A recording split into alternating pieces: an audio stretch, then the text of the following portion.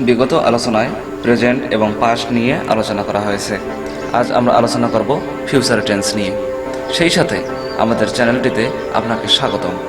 যারা এখনও আমাদের চ্যানেলটি সাবস্ক্রাইব করেননি, অনুগ্রহপূর্বক সাবস্ক্রাইব করে নেবেন।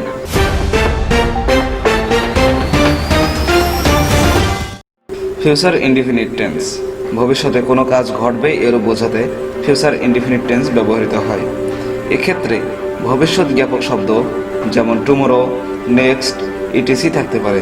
সাবঅর্ডিনেটিং কনজাংশন যুক্ত বাক্যে একই সাথে দুটি ফিউচার ইনডিফিনিট হয় না, অর্থাৎ দুটি ভবিষ্যৎ কর্ম সাবঅর্ডিনেটিং কনজাংশন দ্বারা যুক্ত হলে কনজাংশন যুক্ত অংশটি প্রেজেন্ট ইনডিফিনিট হয়, অপর অংশে হয় ফিউচার ইনডিফিনিট। যেমন I will phone you when I dash the news. Option রয়েছে am getting, get, will get, will be getting। সঠিক উত্তর হবে get।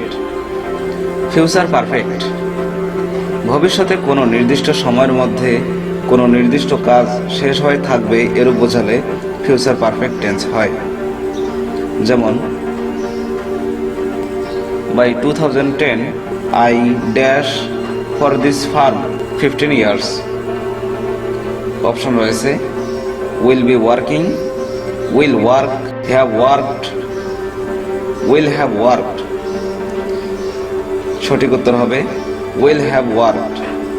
by 2010 I will have worked for this farm 15 years। ভবিষ্যতে দুটি কাজের মধ্যে একটি আগে হয়ে থাকবে এরূপ বোঝালে সম্পন্ন হয়ে যাওয়া কাজটি ফিউচার পারফেক্ট টেন্স হয় এবং অন্যটি present indefinite.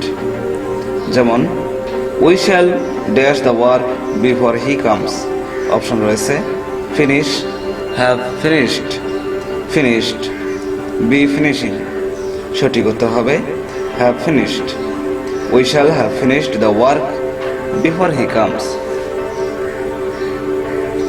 Sequence of tense, একটি বাক্যে একাধিক টেন্স ব্যবহৃত হলে তাদের মধ্যে ধারাবাহিকতা বজায় রেখে যথাযথভাবে ব্যবহার করাই সিকুয়েন্স অফ টেন্স।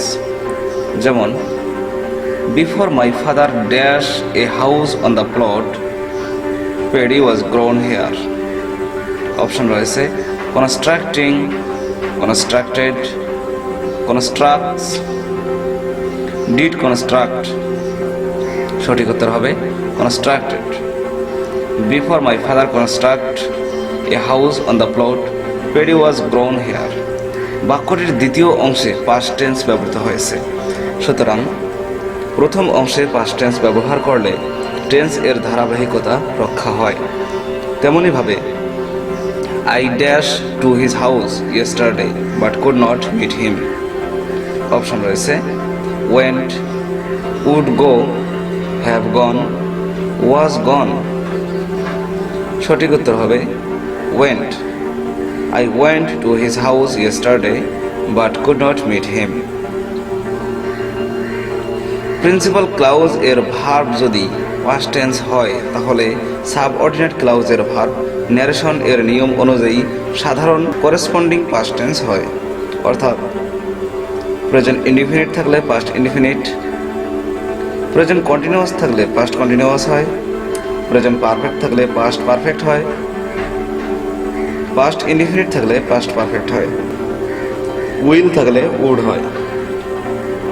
যেমন they asked me what I have taken for breakfast. এখানে ভুল শব্দ কোনটি?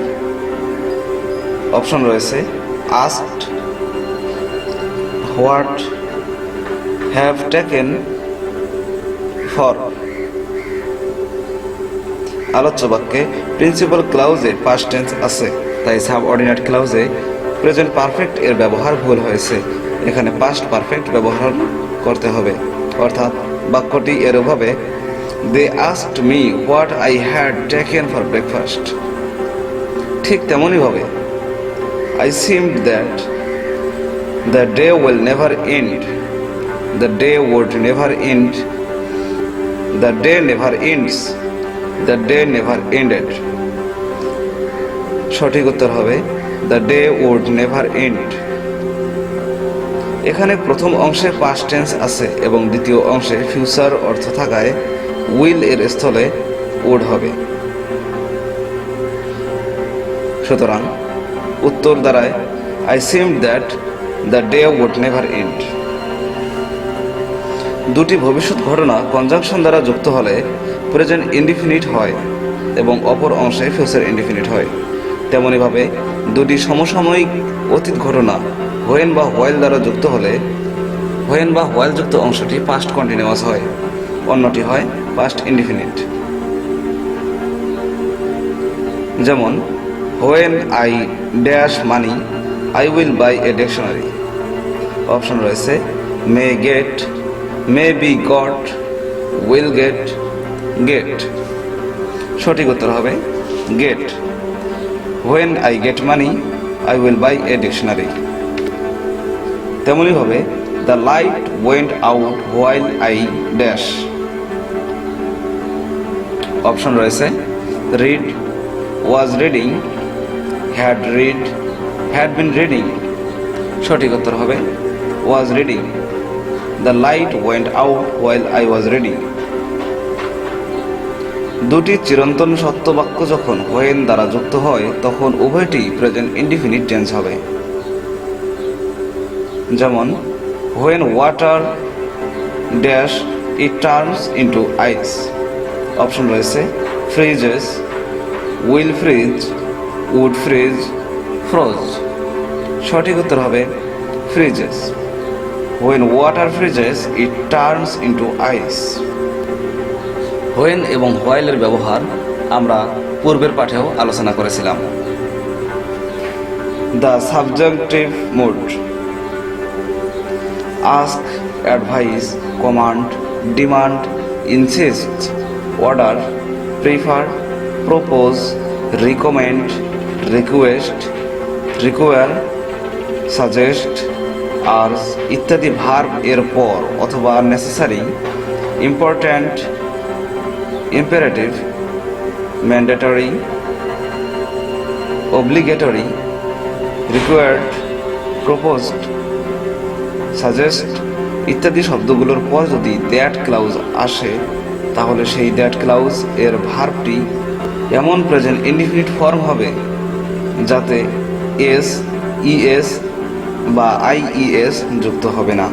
এমনকি মেইন ক্লাউজটি পাস্ট টেন্সে থাকলেও দ্যাট ক্লাউজের ভার্ব এর সাথে ইডি, টি, আইএনজি বা উড বা অন্য কোনো মডেলস বসবে না।